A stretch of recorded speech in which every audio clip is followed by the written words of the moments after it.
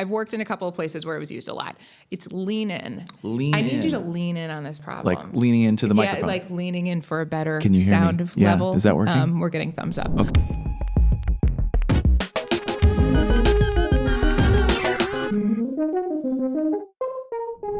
Hey everybody, welcome to the Go Fungal podcast. I'm excited to have Julia Goebel here with us today. She's got 20 years in full stack marketing experience for growth stage companies as well as publicly traded companies, a lot of experience.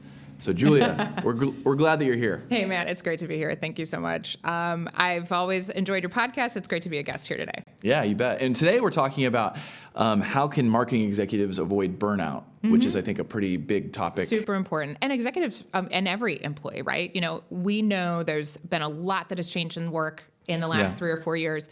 A lot of people are in front of, virtual environments. They're sitting in front of their camera or they're on Zoom. They're not in the, office as often as they used to. There's something sometimes missing. And so I think that's really important to talk about. When do I as a person need a break? Talk to our teams as leaders. When do you need a break? I think those are really important conversations to have. Well, let's.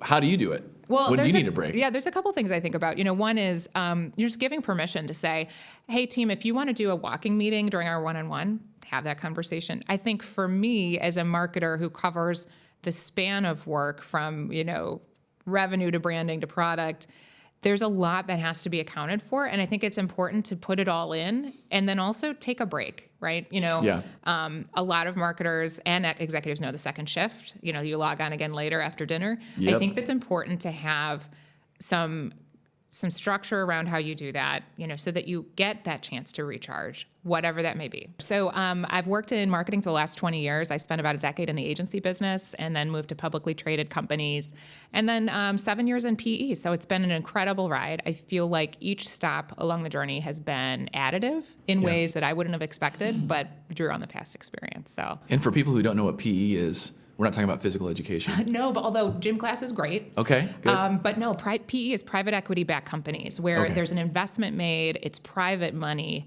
to help a company scale, grow, transform, and typically they bring in new leadership. They might bring a new CEO in. Certainly, often they bring in new go-to-market leaders in sales, marketing, and operations.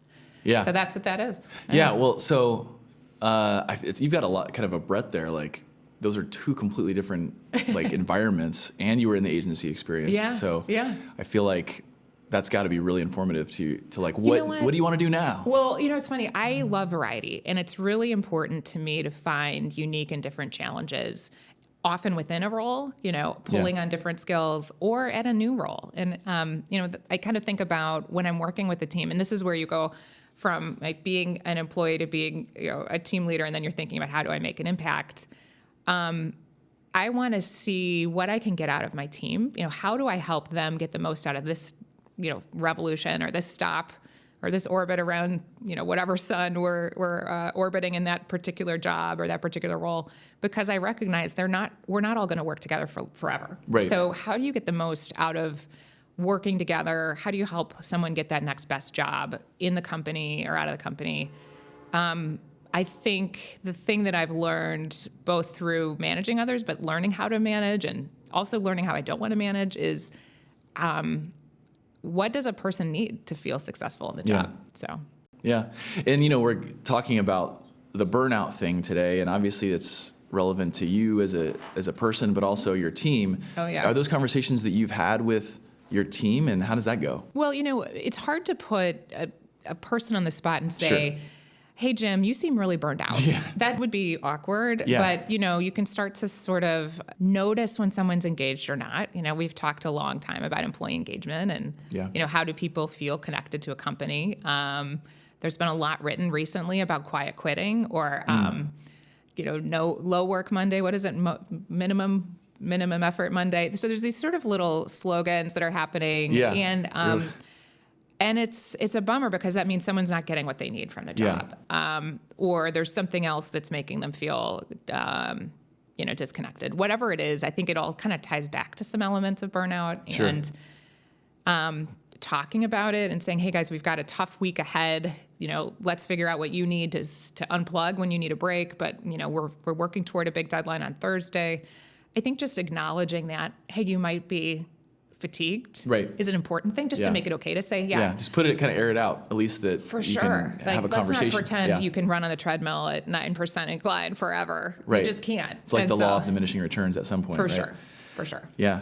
And, I think for me, I was talking about this with one of my colleagues yesterday about how there's like kind of a mode of operation where, like, for me at least, you might be struggling and really working hard, but yet you have some purpose and fulfillment, and that sort of area of the quadrant is like I don't experience the burnout as much. Whereas you could be working really hard and experiencing that struggle and not feeling fulfilled or for whatever reason, and that's where often the burnout can take place. So like that purpose, that fulfillment, seems to be a key, at least with people I talk to. Yeah, I think all of us can acknowledge there's going to be some element of a job we don't like. Sure. Right? There's the things we love to do that are part of it, and there are things that are okay, and then there's things that are like, I really don't like this part. Right. But it's all a means to an end, right? So, may we all be so successful that we work for ourselves doing all the things we love the most. Yeah.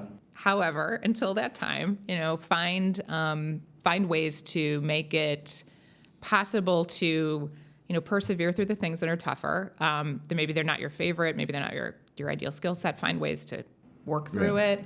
A lot of kids in school these days are studying the idea of Pomodoro, where you work for a block of time and then you take a break and you work for a block of time, which I think is really interesting. I think it's cool that we're equipping kids with that notion. Right. But then, also time block it, right? If you're stuck on a challenge, work for a period of time, step away, try something else, switch gears. I think those things can be really helpful to prevent, getting stuck in a loop. A lot of tactics throughout the day and that sort of thing. For sure. Well, and for you, personally, I think one of the things we've talked about is sort of this idea of having that other thing, right, to go to. I guess, what is that other thing for you? Yeah, no, I think it's really important we figure out what you love to do that you can use to offset the time you spend. Yeah. Maybe your job is that thing you love to do, and you're really connected to the mission. You're also probably at some point going to get tired. You will need a break in the 7 days of a week. And so I think it's really effective to have something else you love. It might be a side hustle. It might be that passion project. Maybe you are involved in your place of worship. Maybe you have a family that you put all of your energy and time into. For me, I wanted to find something. I'd been volunteering. I enjoyed it.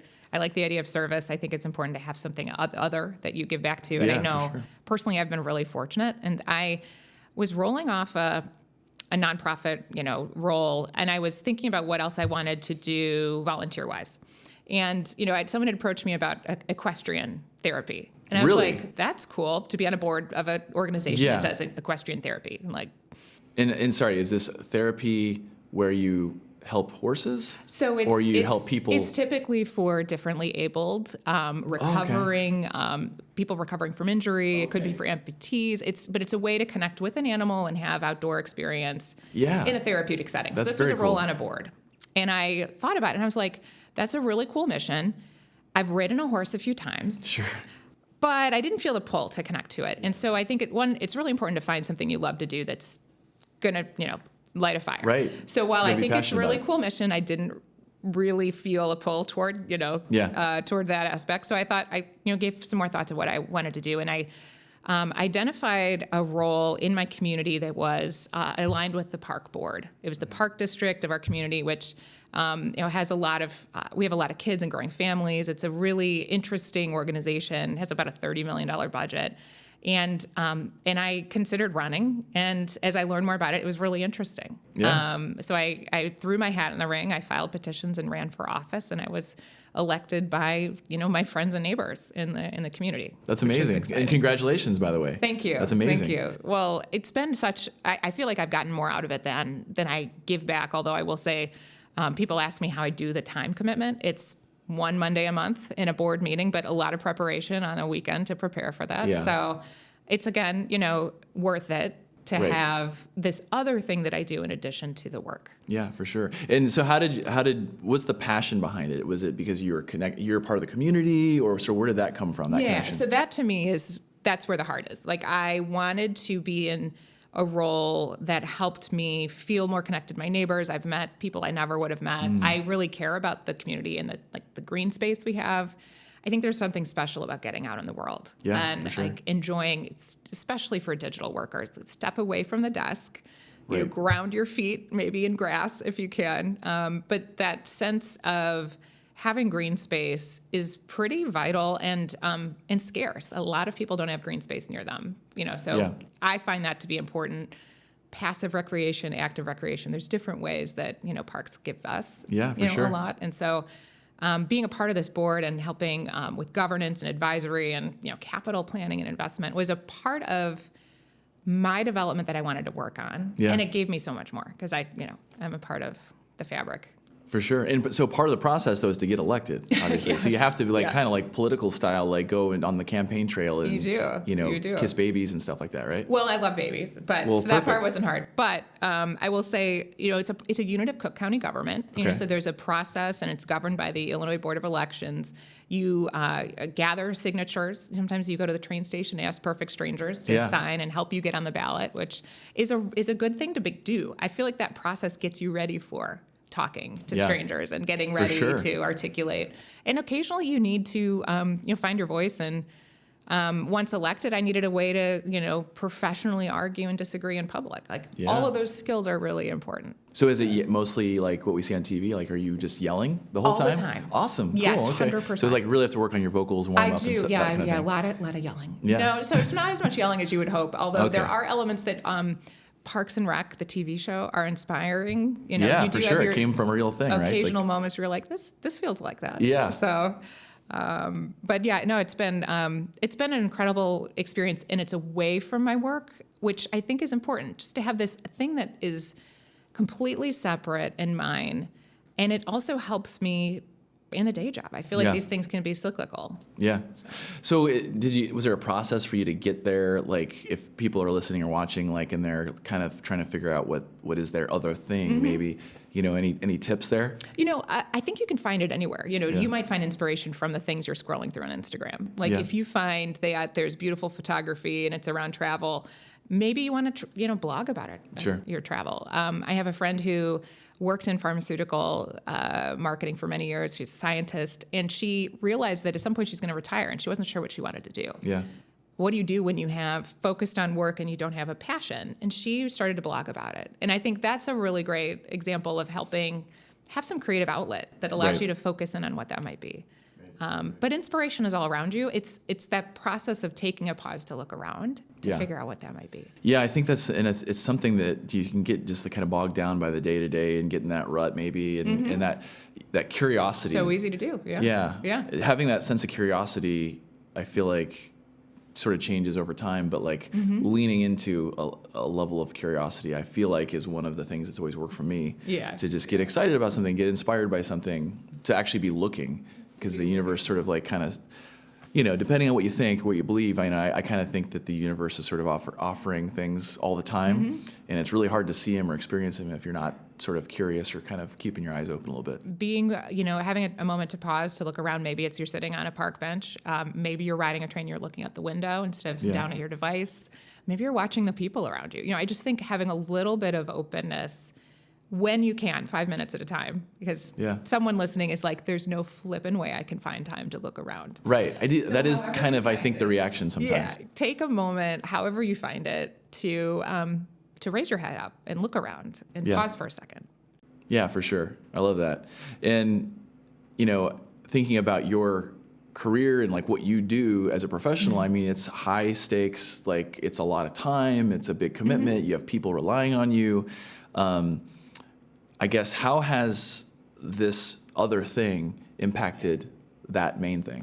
So I think about it a couple ways. One is we are our work, of course, and yet we are more than that. A lot of us have other roles, whether you're a daughter, a parent, an aunt, an uncle. We all have these other things that we do. And so I try to think about the whole person. And so for me, my area, and especially in private equity-backed companies, is revenue marketing. So it's full stack marketing, but it's also the part that essentially helps pave the way to winning business, winning deals, which is how you keep a company in business. Right. How you win So it's deals. not as much of like brand awareness type stuff, but it's like you're really connecting the dots between sales and the marketing 100%. activities. And brand is always a part of that. It's easier to sell when you're a company as well now. Yeah. And yet, the part that I would report on through the board of directors would be, financial results in the pipeline, the way that we're, teeing up our sales partners to be successful. That's the piece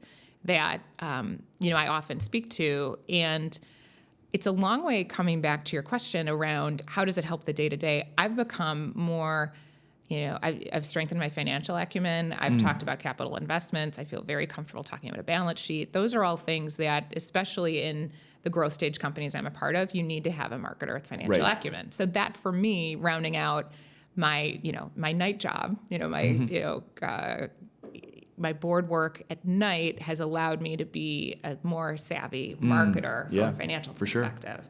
And to be able to talk about the drivers of revenue. So there's a lot of learning that you can apply to it. And then I guess in terms of just sort of the, fresh perspective or like energy, excitement, is that a part of what you're able to bring back from this other thing too? Or anything else besides like kind of the learning and acumen side of things? Totally. I think it's the interpersonal side. I'm part of a 7-member elected board. We are all very different. We all come from different perspectives. And, you're going to need to find a way to find professional alignment and professional disagreement. Our meetings are public. They are broadcast live on YouTube. You need to find a way to represent how you are, your perspectives, and in a way that you can disagree. And I think that's a really important skill for anyone to learn, to, stand by your convictions, but also do it in a way that, leaves you proud of how you represented yourself, in a way that you can still partner with someone the next day. I think it's strong beliefs loosely held to find a way toward alignment, which is also what I feel is really important in the workplace. I have a strong belief this is the way I think it needs to go, and yet we're going to figure out a way to move together. And then, reach agreement and move on to the next thing. So that's, compromise is part of it. Sure. It's part of all the things we do. Yeah, absolutely. That's awesome. And I'm thinking about, going back to our topic of, avoiding burnout. And, I think from an executive's perspective, I don't know that you always get somebody to come to you and say, hey, how are you, avoiding burnout? It's kind of on you, really, a lot of times, I think.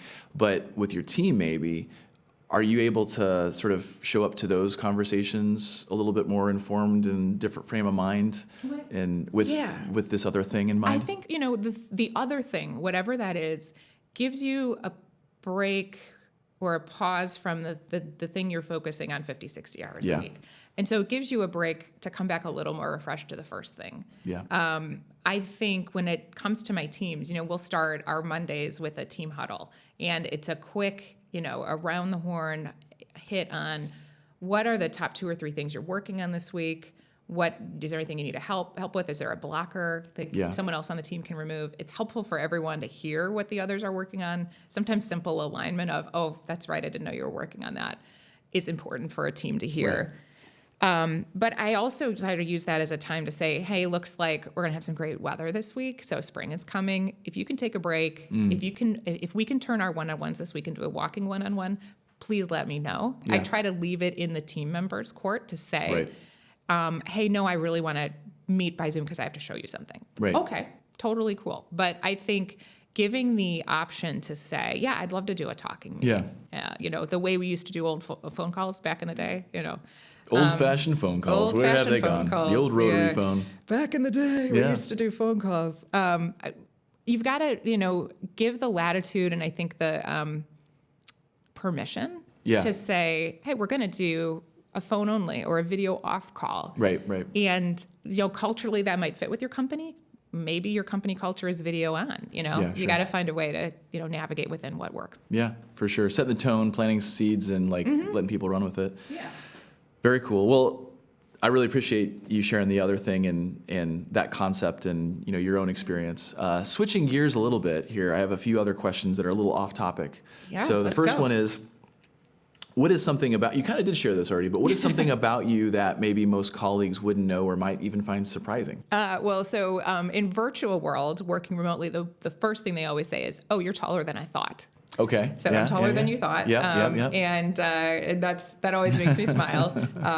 But I think the thing that people don't always know about me is I've played golf for over 30 years. Really? And okay. it's something I love to do. It's something I found as a kid, and then I got really into it, and I played in high school and college, and I've played off and on throughout my whole life. And it's given me so many, it's given me so much more. Like I'm gonna come from a place of gratitude because one, I love to play. I play at a lot of public courses. I play a lot of scrambles. So vendors and friends, if you're looking for a scramble edition, I hit it really far from the ladies' tees. Okay. All right. So I'll put that out there. I'll put that out there in the world. Check it out. What's your handicap? I don't even know what that means. 16, but 16. You know what to ask. That's good. Well, it's pretty good. Right. And I just want to caveat by saying, after I had my second child, I didn't play for 7 years. Okay. So I went back out there, and I'm working on bringing it down. Yeah. But golfers who know will say, okay, that's not bad. That's not bad. All right. Here's what I love about golf. I can play around with people, like a 9-hole round, and I will have a really good sense of how do you handle conflict? How do you handle setbacks? Yeah. How do you handle success? What will you do when you're on a stage and someone's like, that was a terrible shot. Like, are you going to throw your club and lose it? Are you going to? And yes. The answer is yes. So always. good to know. Okay. Just throw it in a place where you can go get it without feeling shame. That's good. If you throw it too far. A pond would be a bad idea if you want to throw for your sure, because then you're either going to have to abandon that or go get it. Right. So think about like the repercussions of your anger. Well, I would say that makes sense that you would have learned those things, how to handle success. I would have never learned how to handle success while playing golf because I would have never had success playing golf. So that's the thing. It breaks you down to a point that you are like, this is the dumbest game I'm never going to play again. And then on the very last hole, you'll like par it, or you'll have a 20-foot putt. And you're like, oh, I can't quit yet. I want to keep playing. Oh, I'm hooked. I do like riding in the golf cart, though. That is fun. That is fun. Some people like riding in the beverage cart. That's also fun. And I enjoy that as well. Yeah. Okay. Well, that's so people didn't know that. So that's something that a lot of people don't always know about me. What is a word or phrase that we should stop using in the workplace? Okay, so this is one that I think about because I've worked in a couple of places where it was used a lot.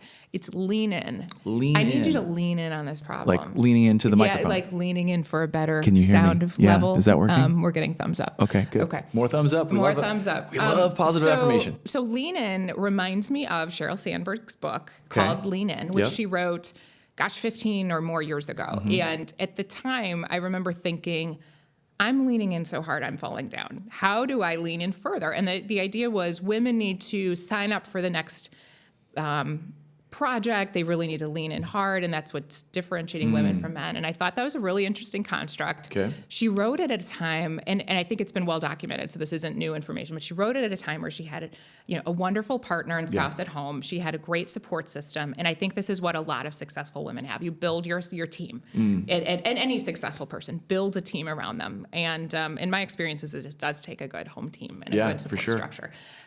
Sadly, tragically, her husband passed away, and she subsequently wrote a book with Adam Grant that talked about how things don't always go as planned, right? And how do you move on? And I think she's had really interesting recollection around, some reflection on how that changed for her. So when I hear the term lean in, it reminds me of a dated time and place, and I think there's probably a better term for let's lean out. Let's dial in hard, it could be lean out, opposites, and but it's just trying stuff, see if it sticks. See if it sticks, throw it against the wall. I mean, there needs to be a different word for, hey, we've got a tough thing to solve. Let's figure this out. Let's go for it. Okay. And I think lean in gets a little overused sometimes. Yeah, for sure. Yeah. Okay, good to know. Watch that term, ladies and gentlemen. Okay, and then if you could just finish this sentence, preferably in a sort of old-timey 1920s voice. Okay. You know what really grinds my gears?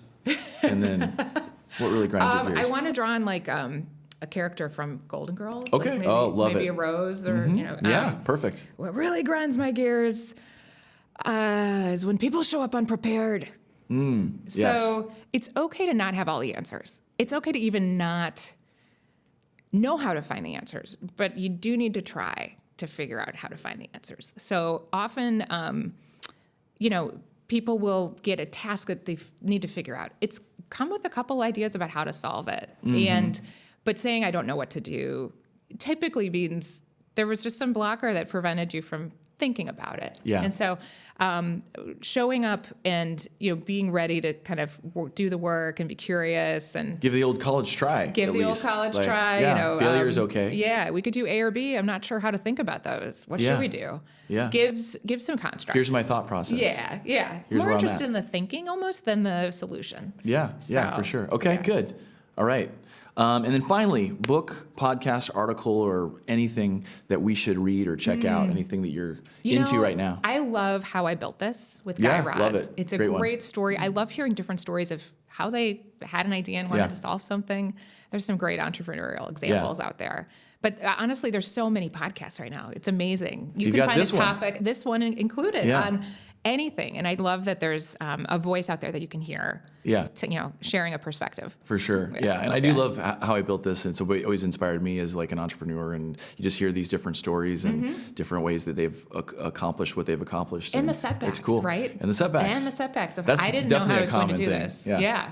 And then this happened. And that was my signal. Or, I had to overcome that. Yeah. Sometimes you just need to hear that other people are struggling too. Everyone is struggling. And nobody's got it figured out. Everyone has something. Yeah. So. For sure. Yeah. Well, Julia, I love our conversation and, really grateful for the time that you've shared here. And, I encourage everybody to go out and hopefully if they don't have something, find their other thing and use that as maybe a little bit of a tool to sort of get some inspiration, excitement, some, if you're feeling burnt out, right? I think that's a way right, to do Matt. it. There's something out there for every passion play. So thanks so much. It's been great to talk with you today. Awesome. Thank you. Thank you.